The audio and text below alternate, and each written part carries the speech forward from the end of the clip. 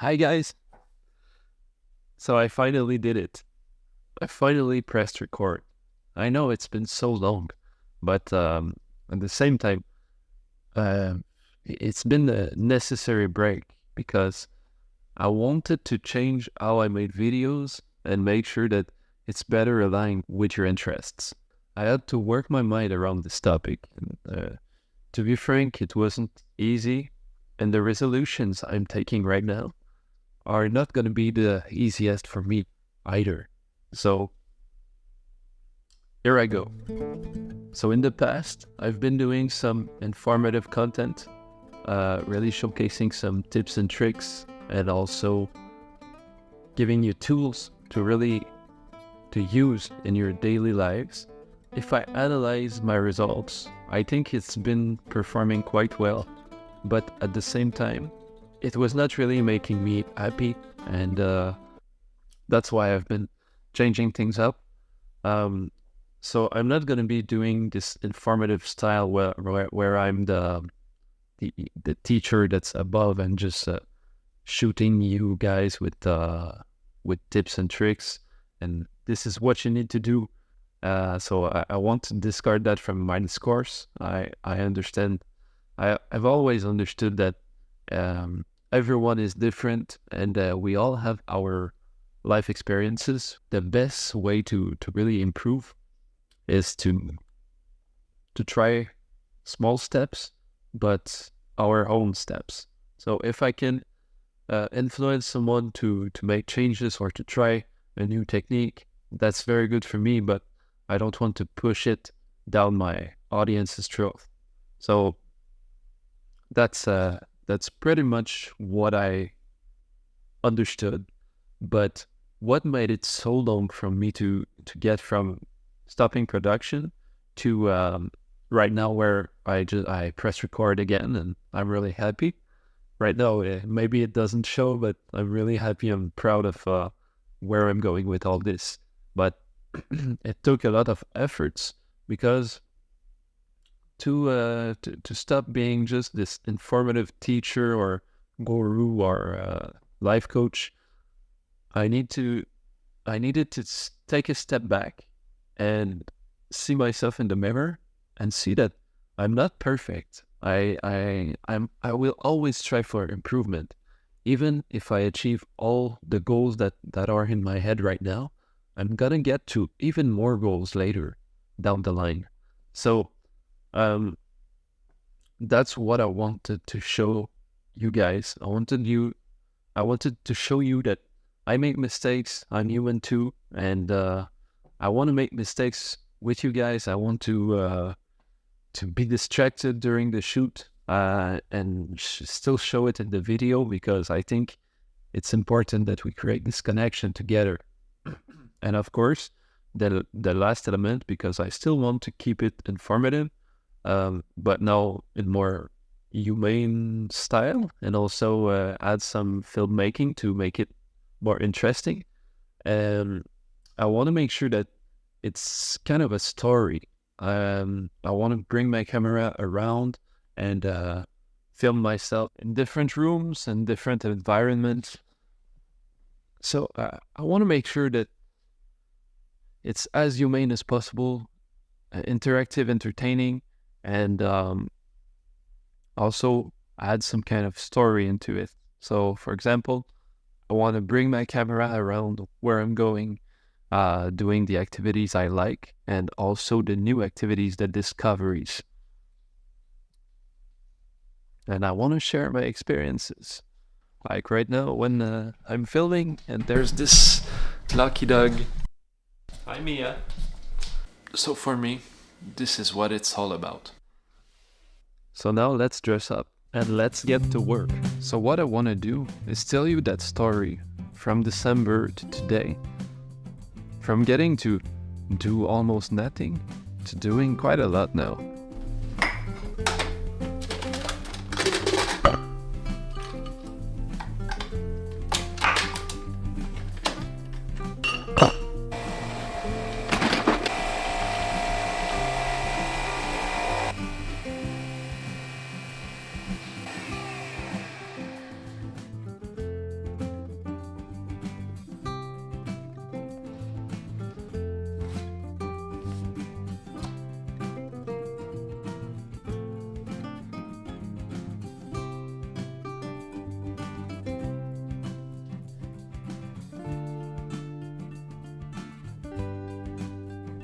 So now I want to make mistakes.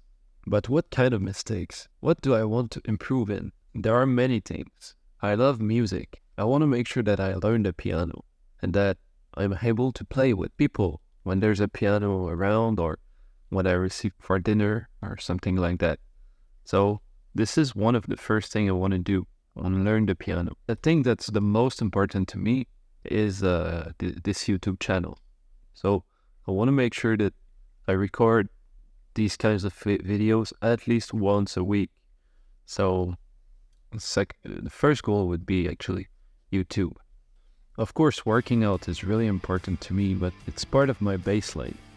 And when I speak about baseline, it's more about what's the bare minimum that any human should do. So the bare minimum for me is to get a steady cash flow that's able to buy you good enough food, shelter. It's to be working out. The bare minimum would be at least 7 hours a week in my mind, where my art is at least in zone 3. Eating properly, sleeping properly, taking care of basic stuff like brushing your teeth, staying clean, staying well dressed up, having a clean house, clean household, where there is not always a lot of things laying around in your house and having the whole sink full of dishes or something like that. So this is pretty much my baseline. And the other thing is to be a decent person. So if you see someone in need, well, you go and help them without asking anything in return. And also keeping strong relationships with friends, with family, with your loved one. So this is pretty much my baseline. And I think it's the bare minimum. There's like nothing else. If those are not satisfied, I will not focus on anything else. Another passion of mine is chess.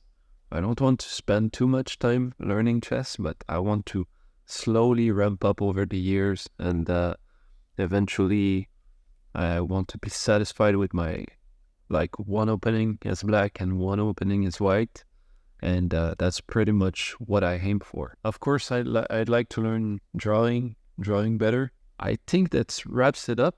If there's anything else, of course, I'll make sure to tell you in a future video. But that's pretty much the progress I'm aiming for. So, as I said,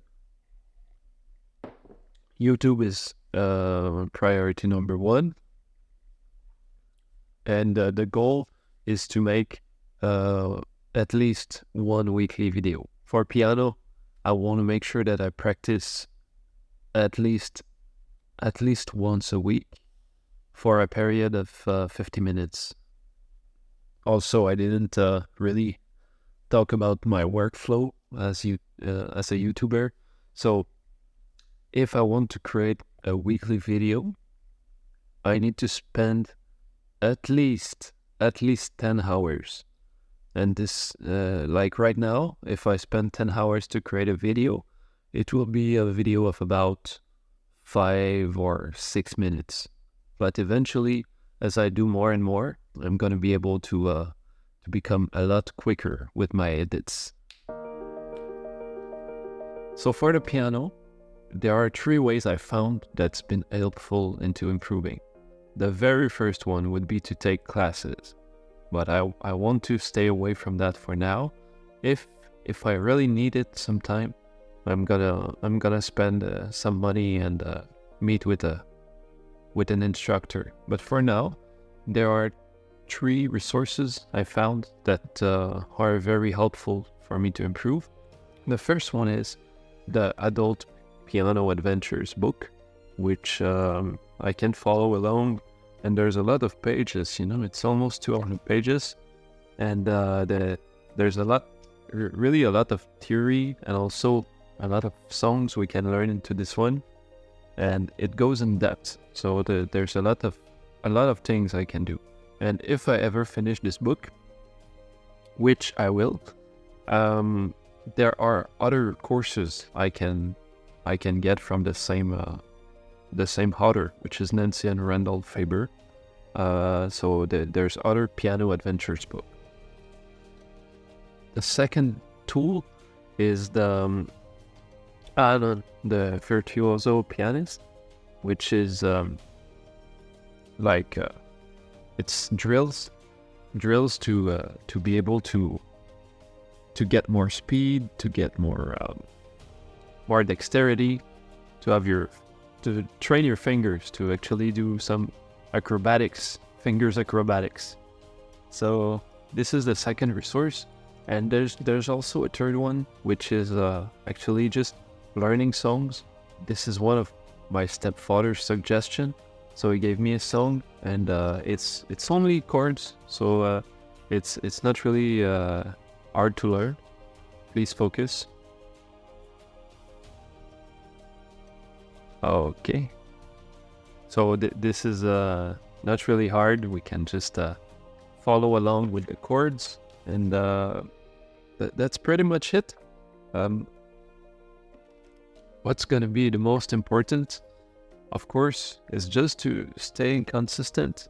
Just be able to stay consistent and come week after week. And after a few months, I'm already going to see a huge improvement, because for now I just know some basic stuff.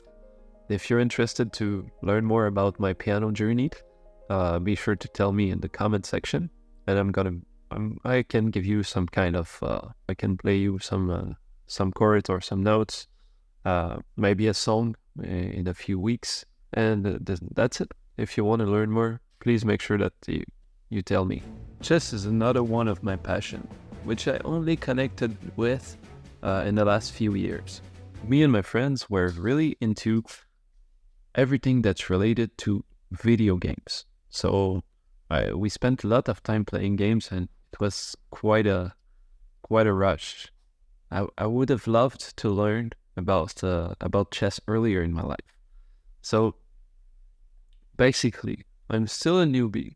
So I learn some tricks here and there, and in my entourage, it's safe to say that I'm pretty good against most of them, because I don't know any real chess player. I'm still searching for some people who are playing day to day. So I'd be really glad to find one or two.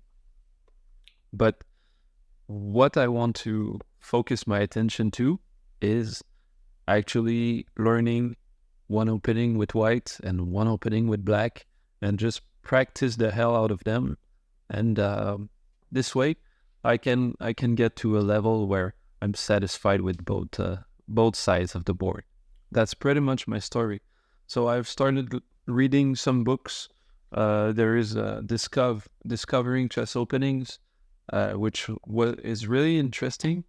And what I'd say about chess books is they are good.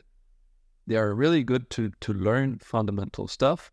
But as a beginner, without a teacher, without someone who's really better than you, sometimes it's hard to follow. It's hard to calculate, because they give you some kind of diagrams like this, and sometimes they go like 10 to 20 moves ahead in the explanations.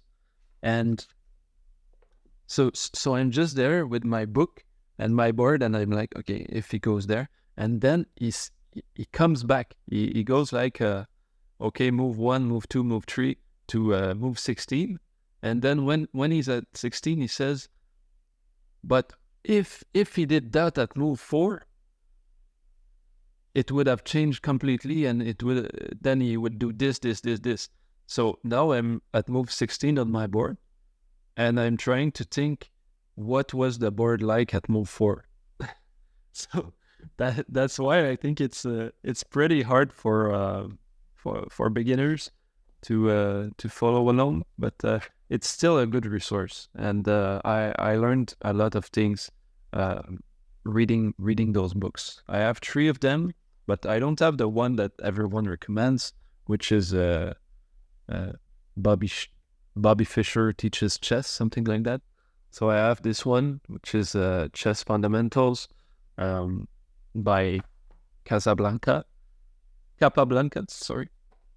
I have Tal Botvinnik, which goes over describing one of the greatest rivalry in chess, and also this one, discovering chess openings, which is really interesting.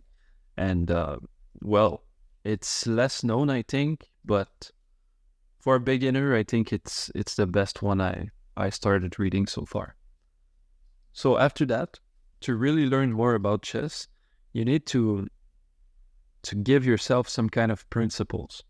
So we always hear something like you have to control the center, you have to develop your pieces which are on the back rank, because these are pawns and these are considered pieces, especially the 3-point pieces, so the bishop and the knight.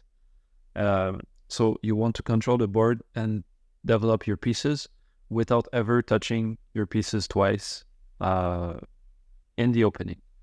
So these are some kind of principle that we hear all over the place with chess.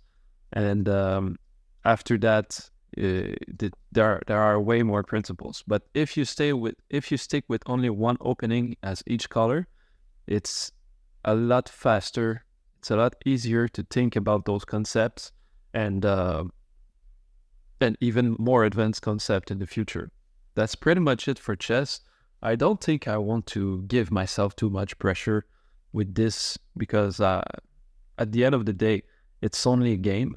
It's a simple game, and I don't want to spend too much time with it, and I don't want to pressure myself into learning more about it. It's just for fun. And anyway, I don't even have a real practice partner, so there's really no point. I don't want to compete with people. I just want to play for fun.